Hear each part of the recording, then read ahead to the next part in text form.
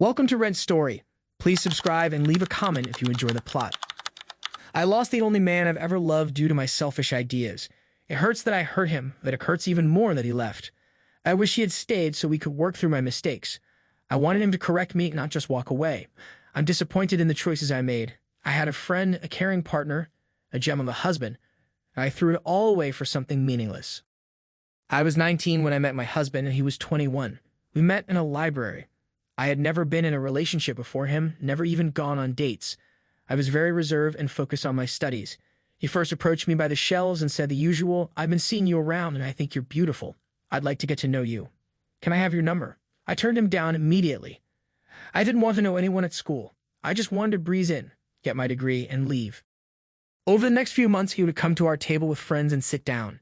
Sometimes he brought a book, other times he would just chat with my friends. I got used to seeing him every day, noticing how he looked at me while I read, how he conversed so gracefully with my friends. One day, he didn't show up. I was worried. I asked my friends if they knew anything, but none of them did. One friend said, "You know his life doesn't revolve around you, right? He's probably tired of waiting and has moved on." Those words hurt me, though I didn't understand why at the time. Later, I realized it was because I was slowly falling for him. The next day, he wasn't there either. I asked my friends if any of them had his number so I could check on him, maybe see if he was sick or something. But none of them had it because I had specifically asked them not to. Strange, right? The day after that, he came again, as usual, walked in with his friends, waved goodbye to them, and headed straight to the shelves. He picked up a C8301 textbook and walked over to our table. I still remember the course because it was the first time I actually cared to see what he was reading. "Hey, what happened to you? I didn't see you for 2 days. I was starting to get worried," I said as he sat down. "Oh, she speaks," he responded, and everyone at the table burst out laughing. "I'm serious," I said, taking off my glasses. I looked him straight in the eyes for the first time, really noticing him. He looked back, first surprised, then he smirked. He was truly handsome, almost like a cartoon character. I wondered why it took me so long to see it. He had an average build, but his profound attractiveness made up for it. His blue eyes were captivating, and though he was only 5'9", he had a tall personality. His voice was deep and raspy. I remember holding him while he spoke sometimes because his voice seemed to vibrate through my body. Silly, but it's little things like that I miss now. "You worried about me," he said after a pause. "I wouldn't believe you, but I'm not even sure you know my name," he added. "Stanley," I said immediately. My friends laughed again. "See, you don't even know my name," he said, laughing as well. "That's a nickname I got in junior high that stuck with me all the way here. But it's not Stanley, it's Stan Lee, like the creator of Marvel Comics," he added. He got up and changed tables, sitting alone. I had never seen him sit alone in the library before. It felt like I had hurt him because I didn't know his name, and I felt bad about it. I kept glancing at him, biting my nails, hoping he would come back to our table or at least look at me. He spent the next 3 hours buried in books. Exams were close, so it made sense, but I felt I was the reason he had to focus elsewhere. "You know, if you miss him that much already, you should go talk to him," my friend Sophie said. "Talk to him? No way." I put my glasses back on and tried to focus on my book. I was already well prepared for exams, so I just flipped through it, debating whether I should go talk to him. Eventually, I gave in, stood up, and walked over to his table. "Come back, I'm sorry," I said in what he later described as the cutest and nine-like apology ever. He looked up, raising an eyebrow like he wanted me to repeat it.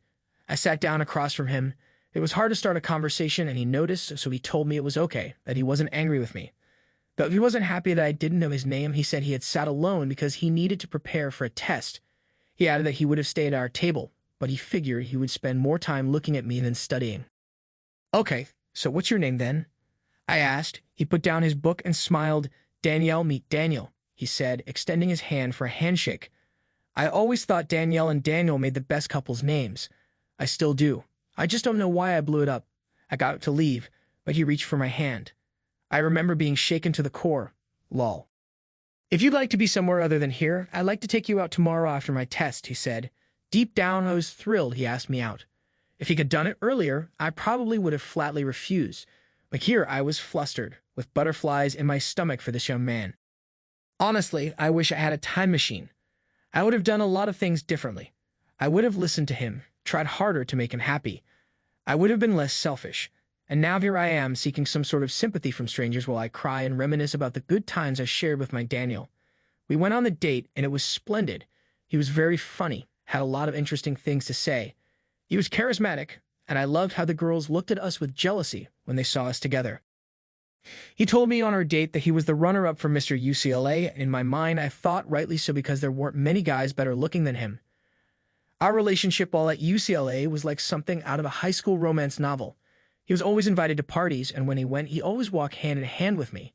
We were inseparable and were crowned the most influential couple in his last semester at school, mostly because of him, I must say, because no one really knew me before we started dating.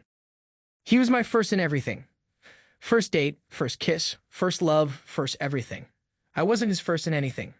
He had done it all before except getting married. He was cool with me, always took the time to explain things I didn't understand, and was slow to anger. But I was foolish. I always compared our intimate experiences, and I was a bit dissatisfied that he was the only one on my list. I wanted to have something to brag about. I thought I was being sensible, thinking that wanting to be with other people to level the playing field was reasonable. Months after we got married, I started to bring up the idea of opening our marriage. I had initially hinted at it before, but the way he shut it down made me feel like I would legitimately lose him if I pushed further. I remember asking him one day what his response would be if we opened things up a little. I didn't expect his simple and straightforward answer. "I'll walk out, no questions asked." I felt upset. I felt like he was trying to restrict me when he had already had his fun before we got together. I waited a few months and asked him again and gave him the same answer. That's when I decided I would wait until after we got married. I must admit that it was very selfish of me, getting married to him because I wanted to explore my desires without losing the man I loved. I finally tied him down so now I could do what I wanted. I wish I had listened when he told me how he felt. His words fell on deaf ears, and now I hate myself for letting my one true love go. They say opportunity knocks only once, and I know I've lost the one chance I had of being loved for who I am. I know this now, many years after losing my Daniel. I haven't found anyone who treats me as well as he did. I haven't found anyone who loved me even remotely close to how much he did. We went on a 4-month-long honeymoon, or what would have been a 4-month-long vacation if I hadn't ruined it. We dated for 5 years, and my desire to be with someone else started 3 years in. I went on that trip with thoughts of being with another man, not my husband. I had fantasies about being with someone else in our honeymoon suite while my husband watched. I really became a sick person. There's always something that pushes you to do these things, and my motivator was named Tom. He was tall, standing at 6'5", and worked out regularly. He looked like a giant. His muscles were strong, and he always wore clothes that showed off the hours he spent at the gym. I was a pretty tall woman, and the men I lived and worked around were either my height or shorter. Mind you, I'm 6'0", so you can understand why it made me shivered to find someone who made me feel small. Tom was transferred to my workplace. He was my superior, meaning I had to report to him daily. He was in his 30s, so he was older than me and my husband, or should I say ex-husband. He was very flirtatious and soft-spoken, almost like he was always trying to seduce you. Reporting to him every day was hard because I had to keep it professional while being really attracted to him. Then one day he asked me to join him for drinks. I couldn't believe my ears. Was he kidding on me, or was he just being nice? Was he into me, or did he just notice how into him I was and thought he could take advantage of that? These were the thoughts running through my mind. I never even once thought about how my dear Daniel would feel, nor did I consider the possibility of hurting him. We went for drinks at a bar close to the office. I drank a little more than respectable, and our conversation shifted from getting to know each other to topics not suitable for public ears. I told him how I wanted to be more than just one man's woman. I told him how I knew many women would gladly trade places with me, but I just wanted a little bit of experience.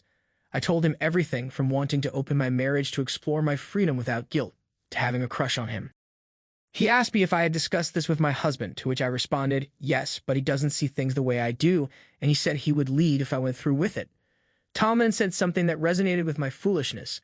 I must admit now that back then, I was looking for anything that would relieve me of the responsibility for my mistakes. I think you should stop saying it like you're asking him and start saying it like you're telling him. I think it's better he opens up the marriage for you to have your fun than for you to do things behind his back. Tom was the epitome of bad decisions. He was the kind of guy who gave the worst possible advice with the assurance that it would be best for you. Now I know he only said that because he wanted to be with me. That night, he made me feel like the queen of the universe. I know it was the same treatment I got from my Daniel every day, but getting that from a different man for the first time made me feel like a teenager again. We parted that day after sharing a kiss. I got home to find my husband sleeping in the living room, probably from waiting so long for me to return from work.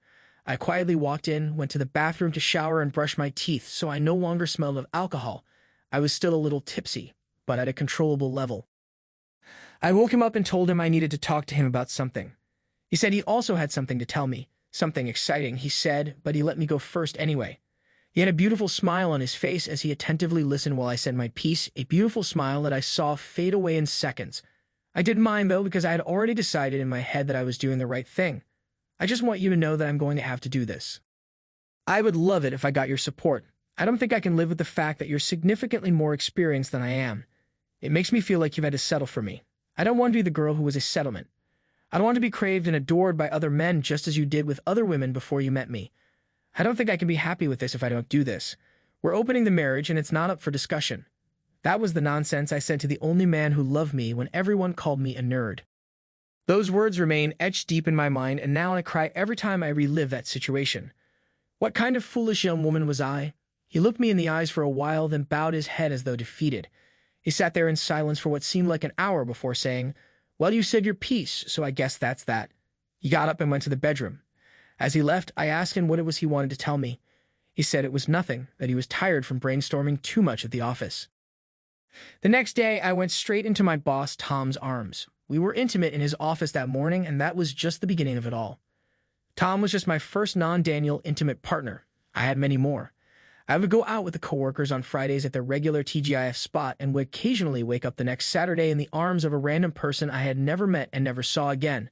I became a literal adulterer. My dear Daniel had to bear all this, or so I thought. I knew it was a phase and that I'd grow out of it, but I didn't know the price I'd have to pay in order to gain enlightenment.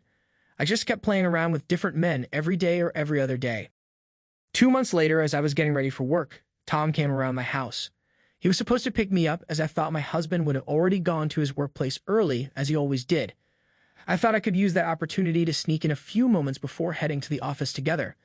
My husband opened the door to Tom, who stood holding flowers in his hand. I couldn't hear what was said due to the water running in my hair in the shower. I walked out to hear them exchanging pleasantries. Daniel even made a joke that went, "So you're the guy that's been having fun with my wife, while I've been changing light bulbs." Daniel was never one to show emotions, anger, pain, disappointment, sorrow. Nope, you couldn't get a read on him. The only thing you'd notice was a smile or a frown, so I honestly thought, as he made those jokes, that he was 100% okay with our marriage being open. He even went a step further by opening the door for me as I got into Tom's car. My naive young mind couldn't see the grave I had dug for my marriage. On our way to the office, Tom made jokes about how well my husband seemed to be taking the open marriage deal. He made jokes about my husband possibly being into watching and said things like, "Hey, if he wants to watch, that can be arranged." That day was a Friday, but unlike every other Friday in the past 2 months, I didn't go out with coworkers. Rather, Tom and I booked a hotel with glass windows and a great view of the city's nightlife. We had a wonderful night. The Saturday after, I went home. Upon opening the door, I sensed a difference in the atmosphere. Everywhere was so quiet. My husband and I never worked Saturdays, so he always spent the morning playing his favorite songs on the speaker. Even when I wasn't home until early in the morning from working the previous night or from one of my flings, he still played his songs full blast. I went into our built-in gym to find that he wasn't on the treadmill, as he almost always was on Saturdays. Then I went to the kitchen to see if he had at least made coffee like he always did. I saw my favorite cup there on the kitchen counter. I smiled as I saw some semblance of the life we had always had since we moved in together 3 years before our 2-year marriage. I lifted the cup to take a drink, but it was empty. I opened the cup only to find an envelope. I still have it with me as a reminder that I let something so beautiful fall apart because I wanted more experiences. The note read, "Hey, I hope you're doing good. I know you're probably wondering why you can't hear Smooth Criminal on the speakers right now. By the time you're reading this, I'll probably have reached South Africa.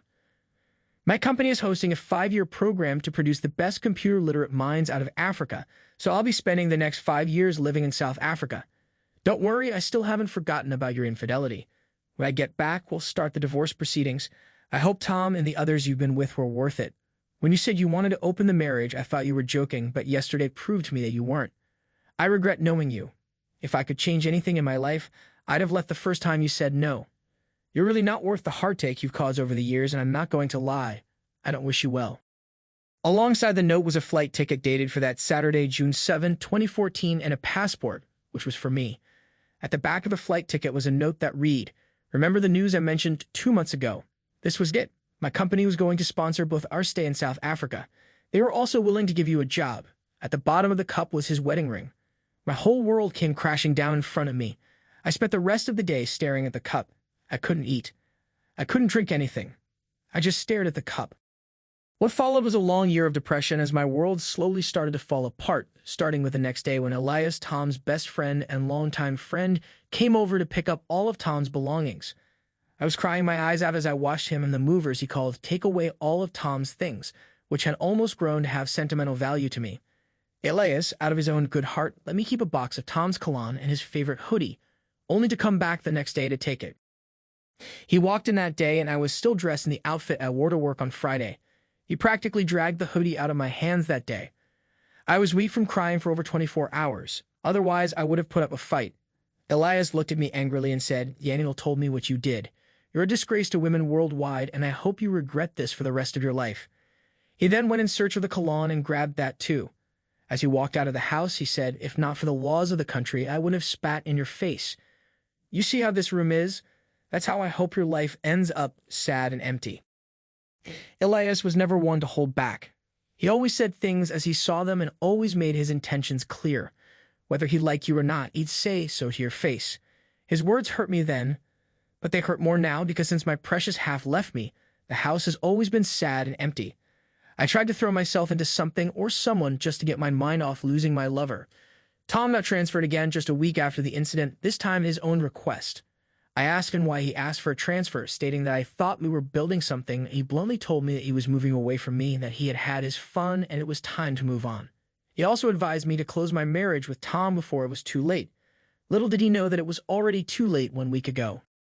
My next boss was very strict. It didn't take long before I got disciplined for my mistakes due to being very unstable at the time, and because I wasn't close to him, it wasn't long before I got sacked. My parents disowned me. Elias had told them what happened. They were very religious people and were both ministers at the church I grew up attending. In their words, they didn't want to be associated with any woman who would throw her marriage down the drain just so she could feel another man's hand running down her thighs. As for closure, I never got any. I kept my lines the same in case Tom ever reached out to me. The 5 years he mentioned came and went and nothing happened. He didn't even say a word, nor did I hear any news of him being back in the country. I tried to reach out to Elias only to find out that Elias had joined him in South Africa a year later. I started losing all my friends. It dawned on me that most of my friends only tolerated me because of their love for Daniel. It dawned on me that the only good thing I had going on was being one half of the epic D couple. I found out I wasn't funny, that I wasn't even nice to be around. I found out that I could be a very unbearable person to be around. All these realizations knocked me down below ground level. After Elias left, I didn't just go back to square one. I was knocked below zero. Now, in 2023, I'm 36 years old, and almost 10 years later, I've never had a relationship last past the initial 3 months. I hate my life right now, and I sometimes wish I could just pass peacefully in my sleep. I sometimes blame Daniel for leaving me just like that. I hope that any woman thinking of opening up her marriage sees this and steers clear of that dreadful mistake. I'm still hoping that one day I'll be walking down the road and see Daniel. I want to apologize to tell him that I haven't moved on, and that even though 10 years have passed, I still love him. I want to tell him that hurting him was the worst thing I ever did, that I want to build a new life with him. My dating life has also gone to shambles. Nobody wants to be with the woman who shattered her husband's heart just because she wanted to explore something different. I've been in several relationships, but whenever the story comes up, you could literally see the love leave the faces of these men. I still live in the house Daniel and I bought together. It's a small bungalow because we wanted a small family. I really need closure badly. I need his forgiveness. I need your help finding solace, as I can't afford therapy because I haven't been able to hold down a job since I got sacked 10 years ago by my replacement boss. I've been bouncing around. This update is based on what has happened since I posted this 2 months ago.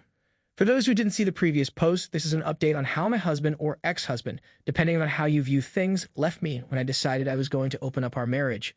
It has been over 9 years since he left, and in those years I've seen how I am literally nothing without him. I lost everyone who was close to me, mostly because they adored him and were only around me because they had to. Well, for the first time since he left, things have started to change for the better. First of all, I think he saw the previous post because not long after I posted here, he called me. I was happy to hear his voice after such a long time. I missed that raspy baritone of his that always vibrated through my body. We talked for hours and I cried. Just listening to how much I hurt him really did a number on me. He said he didn't believe I was going to do something like that.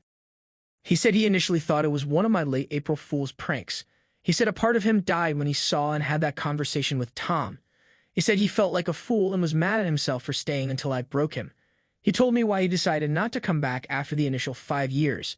He said it took him the whole time to get over me, that by the end of the program, he had started to be happy again.